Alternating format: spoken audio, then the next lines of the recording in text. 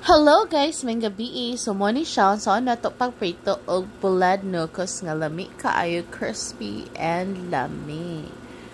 So mo ni siya guys. Of course, manginahanglan ta sa tong bulad nukos niya. Dagko man kay mo nukos so amo gigunting-gunting guys. So ganiyon na siya guys, magpainit mo og kalahas ininit jud kaayo guys. Then magsugod na magprito guys, inyo lang hinayan. Dayon inganaon siya guys oh. Iglunod ninyo sa nukos, ayaw jud mo kalimot ipiit dayon siya. Ana until ma-feel niyo na magbubble-bubble man na siya. Pag di na gani kay siya mo lihok-lihok, pwede na ninyo siya balihon. Dili na siya mo curl guys. Sa kadugay yun namong practice og usaon ni pagluto ning nukosan ning bulad nga mulukot maguna siya ipritohon. So mo na siya mo lang gigunting-gunting kay dako mo kay ni siya brag palad ng uban kadak so mo ginagunting-gunting.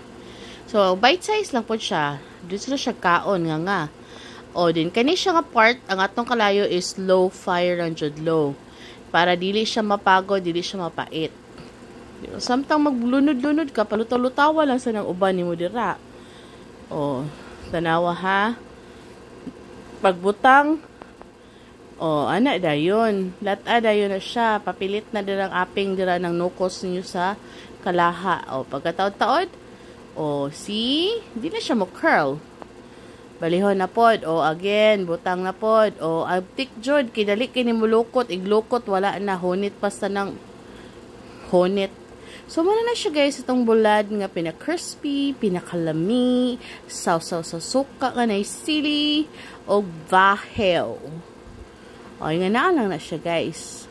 Low fire, with daghan ng oil. So, marito siya, guys. Thank you for watching. I love you all. Buyers!